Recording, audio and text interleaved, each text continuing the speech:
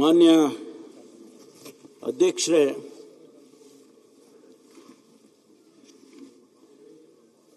ಪ್ರಥಮವಾಗಿ ತಮಗೆ ಏನು ಈ ಸ್ಥಾನ ಲಭ್ಯ ಆಗಿದೆ, ಅಧ್ಯಕ್ಷ ಸ್ಥಾನ, ನಾನು ಅಭಿನಂದನೆಯನ್ನು ಸಲ್ಲಿಸೋದಕ್ಕೆ ಬಯಸ್ತೇನೆ.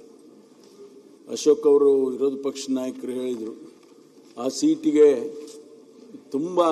ತುಂಬಿದೆ ಅಂತಕ್ಕಂಥ ಮಾತನ್ನು ಹೇಳಿ ಮಾಡಿಸ್ದಂಗಿದ್ದಾರೆ. ಇವತ್ತು ನನ್ನ ಮಾತುಗಳನ್ನು ಮುಂದುವರಿಸೋದಕ್ಕೆ ಮುಂಚೆ ಮಾನ್ಯ ಹಿಂದಿನ ಸ್ಪೀಕರ್ ಅವರು, ಅಧ್ಯಕ್ಷರು ಖಾದರ್ ಅವರು ಬಹಳ ಕಾಟ ಕೊಟ್ಟಿದ್ದಾರೆ ನಮಗೆಲ್ಲ. ಅಲ್ಲ, ಬರೀ ನಿಮಗಷ್ಟೇ ಅಲ್ಲ, ನಮಗೂ ಕೊಟ್ಟಿದ್ದಾರೆ. ಒಂದು ದಿವಸ ಅಧ್ಯಕ್ಷರೇ, ತಮಗೂ ಗೊತ್ತಿದೆ ಅಂದ್ಕೊಳ್ತೀನಿ, 2:45 ಗಂಟೆ ಆಯಿತು. ಆ ಕಡೆ ಇಬ್ಬರೇ ಕೂತಿದ್ದು, ಈ ಕಡೆ ನಾನೊಬ್ಬನೇ ಕೂತಿದ್ದೆ. ಆದರೂ ಬಿಡಲಿಲ್ಲ. ನಾನು ಕೇಳಿದೆ, ಅಧ್ಯಕ್ಷರೇ ನಾಳೆ ತಗೊಳ್ಳಿ, ಅದೇನು ಪರವಾಗಿಲ್ಲ, ಏನು ಅಂಥದ್ದೇನು ಎಮರ್ಜೆನ್ಸಿ ವಿಷಯ ಏನಿಲ್ಲ, ನೀವು ನಾಳೆ ತಗೊಳ್ಳಿ ಅಂತ. ಬಿಡಲಿಲ್ಲ ಅವರು. 2:45 ಮಾಡಿ ಅದನ್ನು ಮುಗಿಸಿ ಆನಂತರ ಅಡ್ಜರ್ನ್ ಮಾಡಿದರು. ಆದರೆ ಒಂದು ಅವರಲ್ಲಿ ನಾನು ಕಂಡದ್ದು, ಭಾಳ ಜನರಿಗೆ ಅವರನ್ನು ಸ್ಪೀಕರ್ ಮಾಡಿದಾಗ ನಮ್ಮ ಪಕ್ಷದ ವತಿಯಿಂದ ಯಾರೂ ಒಪ್ಪಲಿಲ್ಲ ಸ್ಪೀಕರ್ ಆಗೋದಕ್ಕೆ. ಬಹುಶಃ ಯಾರು ನಮ್ಮ ಹಿರಿಯರು ಯಾರೂ ಒಪ್ಪಿರಲಿಲ್ಲ.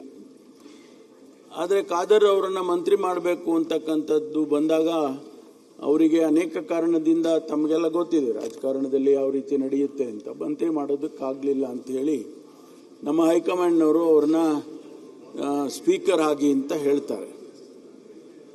ಅವರು ತಕ್ಷಣ ಒಪ್ಕೊಂಡಿದ್ದಾರೆ. ಆದರೆ ಒಂದು ಕಂಡೀಷನ್ ಹಾಕಿದ್ರು, ನನಗೆ ಮುಂದೆ 2 ವರ್ಷ ಆದಮೇಲೆ ಸ್ಪೀಕರ್ ಮಂತ್ರಿ ಮಾಡಬೇಕು ಅಂತಕ್ಕಂಥ ಕಂಡೀಷನ್ ಹಾಕಿದ್ರು ಅಂತ ಕೇಳಿದ್ದೇನೆ ನಾನು. ಅದೇ ರೀತಿ ಅವರು ಆ ಸ್ಥಾನದಲ್ಲಿ ಕೂತ್ಕೊಂಡು ಬಹಳ ಪ್ರಾಮಾಣಿಕವಾಗಿ ಕೆಲಸವನ್ನು ಮಾಡಿದರು. ಬಹುಶಃ ಚಿಕ್ಕ ವಯಸ್ಸಿನಲ್ಲಿ ಬಹಳ ಜನರಿಗೆ ಒಂದಿಷ್ಟು ಅನುಮಾನ, ಯಾವ ರೀತಿ ನಡ್ಕೊಳ್ತಾರೆ, ಅನುಭವದ ಕೊರತೆ ಇದೆ ಅಂಥೇಳಿ ಭಾಳ ಜನರಿಗೆ ಅನುಮಾನ ಇತ್ತು ಅಂತ ಕಾಣಿಸುತ್ತೆ. ಆದರೆ ಆ ಅನುಮಾನಗಳನ್ನೆಲ್ಲ ದೂರ ಮಾಡಿ ಆ ಸ್ಥಾನಕ್ಕೆ ಅತ್ಯಂತ ಗೌರವವನ್ನು ತಂದುಕೊಡ್ತಕ್ಕಂಥ ಕೆಲಸವನ್ನು ಮಾನ್ಯ ಖಾದರ್ ಅವರು ಮಾಡಿದ್ದಾರೆ ಅಂಥೇಳಿ ಭಾಳ ಪ್ರಶಂಸೆಯ ಮಾತನ್ನು ಈ ಸಂದರ್ಭದಲ್ಲಿ ಹೇಳ್ತೇನೆ. ಜೊತೆಗೆ ಅನೇಕ ಬದಲಾವಣೆಗಳಂತಂದರು ಅವರು. ನನಗೆ ಹೇಳಿದರು ಒಂದು ದಿವಸ, ಕಾಮನ್ವೆಲ್ತ್ ಕಂಟ್ರೀಸಿಗೆಲ್ಲ ನಾನು ಸ್ಪೀಕರ್ಗಳ ಜೊತೆಯಲ್ಲಿ ಡೆಲಿಗೇಷನ್ಸ್ ಹೋದಾಗ ಅಲ್ಲೆಲ್ಲ ಆ ಸದನಗಳನ್ನು ನೋಡುವಾಗ ಎಷ್ಟೊಂದು ಖುಷಿ ಆಗುತ್ತೆ. ಎಷ್ಟು ಚೆನ್ನಾಗಿಟ್ಟಿದ್ದಾರೆ, ಅಲ್ಲಿ ಎಂಟ್ರೆನ್ಸ್ ಎಷ್ಟು ಚೆನ್ನಾಗಿಟ್ಟಿದ್ದಾರೆ, ಅಲ್ಲಿ ಒಳಗಡೆ ಹಾಲ್ ಎಷ್ಟು ಚೆನ್ನಾಗಿಟ್ಟಿದ್ದಾರೆ. ಈ ರೀತಿ ಎಲ್ಲ ಅವರು ನೋಡ್ಕೊಂಡು ಬಂದು ಇಲ್ಲಿ ನಮ್ಮ ಸದನವನ್ನು ಕೂಡ ಅದೇ ರೀತಿ ಮಾಡಬೇಕು ಅಂತೇಳಿ ಒಂದಿಷ್ಟು ಫೇಸ್ ಲಿಫ್ಟ್ ಮಾಡಿದರು. ಆ ಫೇಸ್ ಲಿಫ್ಟು ಇವತ್ತು ನಿಜಕ್ಕೂ ಕೂಡ ಎಂಟ್ರೆನ್ಸಲ್ಲಿ ಬಾಗಿಲಲ್ಲಿ ಬರುವಾಗಲೇ, ವಿಧಾನಸೌಧಕ್ಕೆ ಬರುವಾಗ ಏನೋ ಒಂದು ರೀತಿ ಖುಷಿಯಾಗಿ ಸಂತೋಷವಾಗಿ, ನಾವು ಒಳ್ಳೆಯ ಆರ್ಕಿಟೆಕ್ಚರ್ ಇದನ್ನೆಲ್ಲ ನೋಡಿ ಭಾಳ ಸಂತೋಷ ಆಗುತ್ತೆ. ಅದನ್ನು ಅವರಿಗೆ ನಾನು ಅಭಿನಂದನೆಯನ್ನು ಸಲ್ಲಿಸ್ತೇನೆ. ಮತ್ತು ಇವತ್ತು ಪ್ರೋಟೆಮ್ ಸ್ಪೀಕರ್ ಆಗಿ ನಮ್ಮ ಜಿಲ್ಲೆಯವರು ಜಯಚಂದ್ರ ಅವರು, ನಮಗೆಲ್ಲ ಹಿರಿಯರು, ಬಹುಶಃ ಅವರು ಶಾಸಕನಾದಾಗ ನಾನಿನ್ನೂ ವಿದ್ಯಾರ್ಥಿ ಆಗಿದ್ದೆ ಅಂತ ಕಾಣಿಸುತ್ತೆ.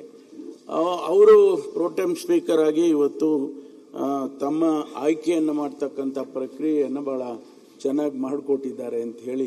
ಜಯಚಂದ್ರ ಅವರು ಇರಿತನ ಸಂತಾಪ ಸೂಚಕ ಮಾತ್ರ ಬಳಕೆ ಮಾಡ್ಕೊಂಡ್ರಿ ನೀವು ಅಂತ?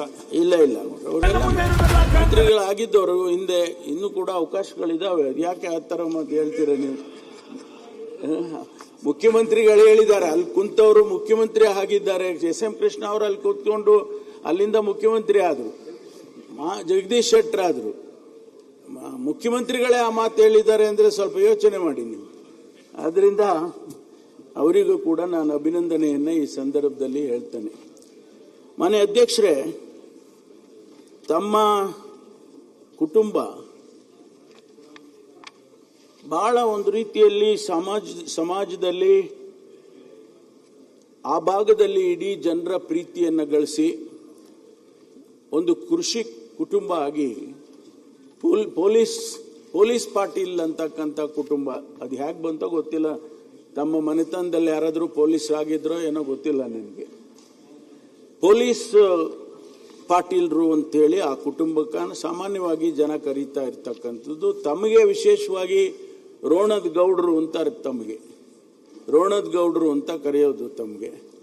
ಆದ್ದರಿಂದ ಬಹಳ ಒಂದು ರೀತಿಯಲ್ಲಿ ಜನರ ಪ್ರೀತಿ ವಿಶ್ವಾಸ ಇವೆಲ್ಲವನ್ನು ಕೂಡ ಗಳಿಸ್ಕೊಂಡಿರ್ತಕ್ಕಂಥ ಕುಟುಂಬ. ನನಗೆ ತಮ್ಮ ಕುಟುಂಬದಲ್ಲಿ ಇಬ್ಬರು ನನಗೆ ಬಹಳ ಪ್ರೀತಿಯಿಂದ ನನ್ನನ್ನು ಕಾಣ್ತಾ ಇರ್ತದಂಥವರು ತಮ್ಮ BS ಪಾಟೀಲ್ ಸಾಹೇಬರು. ಅವರು ಮುಖ್ಯ ಕಾರ್ಯದರ್ಶಿಯಾಗಿ ರಾಜ್ಯದಲ್ಲಿ ಅನೇಕ ಬದಲಾವಣೆಗಳನ್ನು ತರೋದಕ್ಕೆ ಅವರು ಕೂಡ ಕಾರಣೀಭೂತರಾಗಿರ್ತಕ್ಕಂಥವ್ರು. ಇಲ್ಲಿ ಕೂತಿದ್ದಾರೆ ಇವತ್ತು ನಮ್ಮ ಅಫಿಷಿಯಲ್ ಗ್ಯಾಲರಿಯಲ್ಲಿ. ಅವ್ರನ್ನ ನಾವು ಬಿಡೋಂಗೇ ಇಲ್ಲ.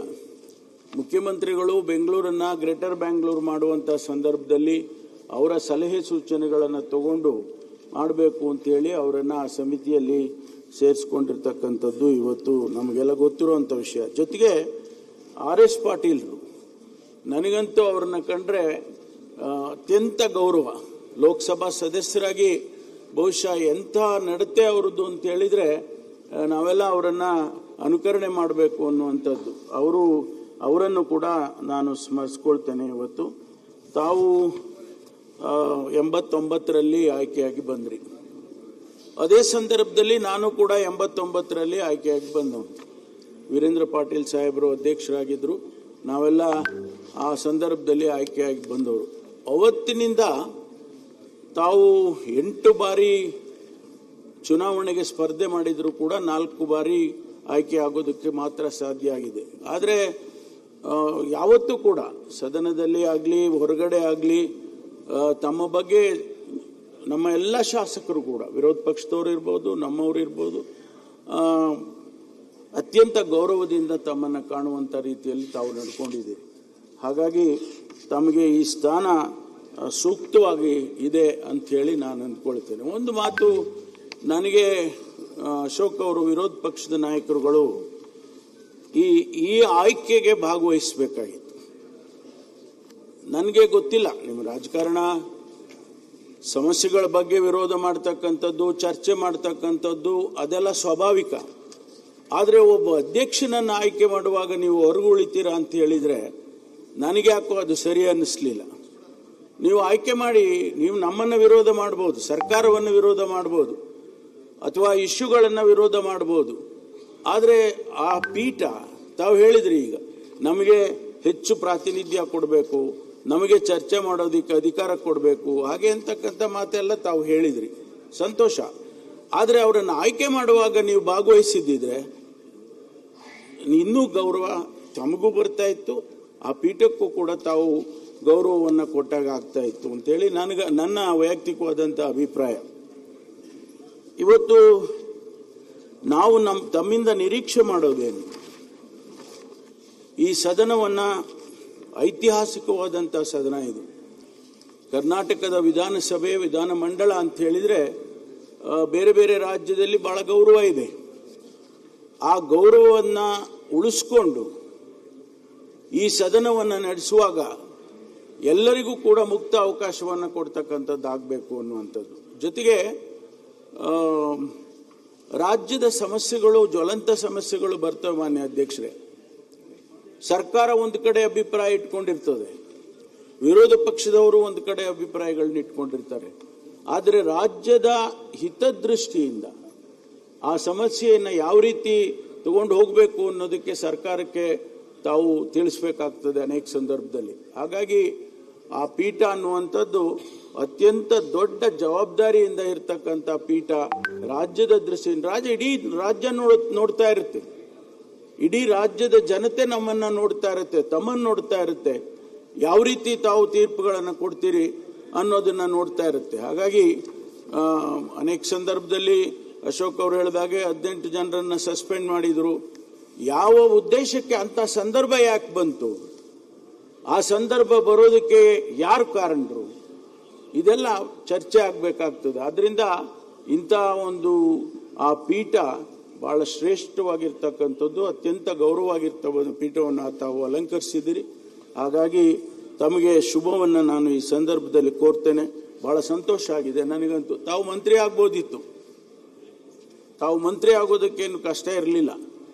ಆದರೆ ನಮ್ಮ ಹೈಕಮಾಂಡ್ನವರು ತಮ್ಮನ್ನು ಗುರುತಿಸಿದ್ದಾರೆ. ಯಾತಕ್ಕೆ ಗುರುತಿಸಿದ್ದಾರೆ ಅಂತ ಹೇಳಿದರೆ, ತಮ್ಮಲ್ಲಿರ್ತಕ್ಕಂಥ ಕೆಲವು ಶ್ರೇಷ್ಠವಾದಂಥ ಗುಣಗಳನ್ನು ನೋಡಿ ಸಮಾಧಾನವಾಗಿ ಇವರು ತೆಗೆದುಕೊಂಡು ಹೋಗ್ಬೋದು ಸದನವನ್ನು ಅಂತ ಹೇಳಿ ತಮ್ಮನ್ನು ಗುರುತಿಸಿ ಇವತ್ತು ಆಯ್ಕೆ ಮಾಡಿದ್ದಾರೆ. ಹಾಗಾಗಿ ತಮಗೆ ಶುಭವಾಗಲಿ. ತಮ್ಮ ಅವಧಿಯಲ್ಲಿ ಈ ಸದನಕ್ಕೆ ಅತ್ಯಂತ ಗೌರವ ಬರಲಿ ಅಂತ ಹೇಳಿ ನಾನು ಹೇಳಿ ನನ್ನ ಮಾತನ್ನು ಮುಗಿಸ್ತೇನೆ. H K Patil.